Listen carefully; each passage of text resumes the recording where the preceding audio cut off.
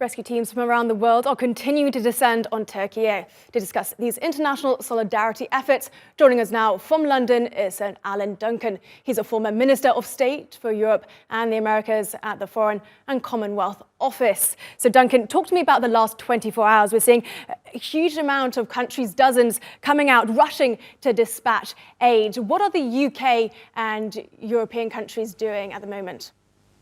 Well, I think everybody in the United Kingdom is absolutely stunned by the scale of this disaster.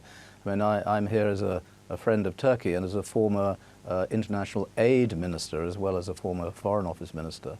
And so I know what it's like to have to respond to a humanitarian disaster very quickly. Indeed, I was in charge of doing it for the earthquake in Kathmandu in Nepal. And I hope and I'm sure that the United Kingdom will do everything it possibly can to help. We have very well tried and tested response systems for disasters like this. I know we've already sent 75, I think, people who will help look for people under the rubble. I mean, that phase, sadly, will soon come to an end. I mean, we all hope that people can still be pulled out of the rubble, but obviously with the very cold temperatures and the weight of the concrete and everything, that becomes less and less likely.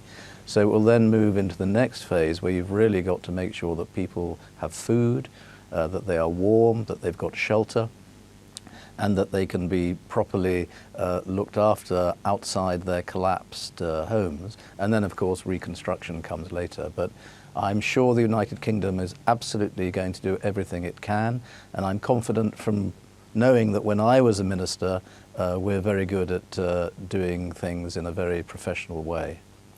Well, you talk about that reconstruction. It's not just a relief mission, but also a rebuilding operation. Will we still be able to see aid coming from the likes of the UK once the situation is out of the headlines? Well, I very much hope so, and I think that's a very fair question, because often when the media in various countries turns and looks to another story and something different, then the continued support tends to reduce. But let's not run ahead of ourselves. I mean, reconstruction is a very, very big and long-term problem. And of course, when one does reconstruct, you want to try and make buildings more earthquake-proof. One of the problems here, of course, is that a lot of the buildings just simply could not withstand an earthquake, and certainly not one of this magnitude. But I think our priority, I would suggest Turkey's priority, and let's not forget northern Syria as well, is to look after those who are stuck out in the cold, whose properties have been demolished, and who are facing massive emotional trauma, because anyone in the earthquake zone will either have a member of their family who has been killed or know somebody who has been. And, you know, the human misery here is what I suggest everyone needs to focus on. So I hope the aid, and listening to the President just now, this is what they're doing, will give accommodation, warmth, food, shelter. That's the first priority, I think, over the next few days. But I mean, everyone in the UK, I think, is miserable about this. And can I also just extend my sympathies to the Turkish community inside the United Kingdom, all of whom will be desperately worried, I've no doubt, about somebody they know who is affected, either friends, relatives, or of course very close family. Well, you talked about earlier the basic living necessities that the people of Türkiye are missing, just from water to food to accommodation. What challenges are the international aid experiencing in just getting those sorts of shortages to the right places in the right areas?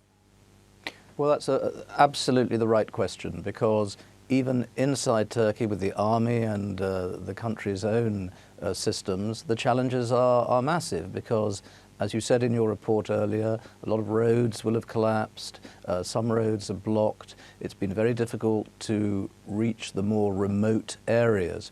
Now, it's very important for any international effort to work with the host country and to coordinate very closely with what is being done inside the country. I mean, you know, they've got to remember that everything is Turkish, and they can't just fly in and do what they want to do. They've got to work with the Turkish government, the Turkish agencies, and the Turkish people to try and address this problem. So it's about everybody working together. And I think probably a very important focus at the moment is to reach some of those outlying distant areas which did not get support as quickly as some of the others did. So there are probably a lot of places where still the help they're getting is at its early stages. Well, you talk about that coordination. How are you actually doing it with Türkiye? We know that the freezing cold conditions is really causing issues in actually getting the aid to where it's supposed to be. What is the communication like between international organisations and Türkiye's coordination units? Well, I hope it's very good. I'm no longer the minister responsible. I'm not in government anymore. But I've spoken to Andrew Mitchell, who's the Foreign Office Minister responsible for aid. He's a very experienced international aid and development minister. We have an excellent ambassador in Ankara, Jill Morris, and I'm very confident that the good relations between the United Kingdom and Türkiye will make sure that that coordination is as good as it could be.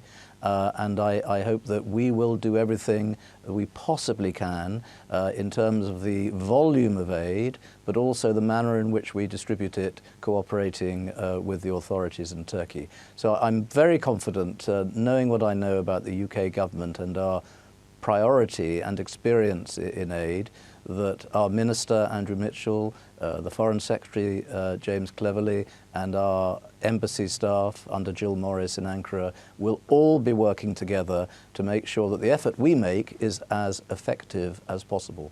Well, as you say, the international aid has been immense and the response has been absolutely incredible. But when you look at the vast destruction of this earthquake, even with the amount and the vast response that we've seen, is it actually going to be enough? No, nothing is enough. I'm afraid nothing will be enough. I think that the horror and the scale of this devastating earthquake is going to take its toll for many years to come. So, of course, it's not going to be enough. So, but all we can do, and I hope all countries join together to do the same, is to do as much as we possibly can, as quickly as we possibly can, for as long as we possibly can. So I hope everyone will work together, and I hope that perhaps through interviews like this, I can make people appreciate the magnitude of the disaster and the problem that everyone has to try and cope with now.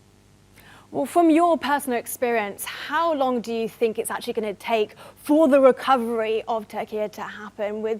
It's not just about the people being dispersed, but the actual buildings, the rebuilding, the process that this is really going to take. And with such disastrous weather conditions, how do you think the process is going to take? Look, I don't think you can put a timeline on this. I mean, I think there are stages and phases. Of course, the first is the emergency response, getting people out of the rubble, sheltering people as we've been discussing. But in terms of actually rebuilding entire towns and cities, I mean, no one can put a forecast on the time that takes. And, you know, history will say that the consequences of earthquakes go on for decades. But I hope everyone will do their best to make sure that the resources are there to do it as quickly and as extensively as possible. Sir Alan Duncan, thank you so much for that.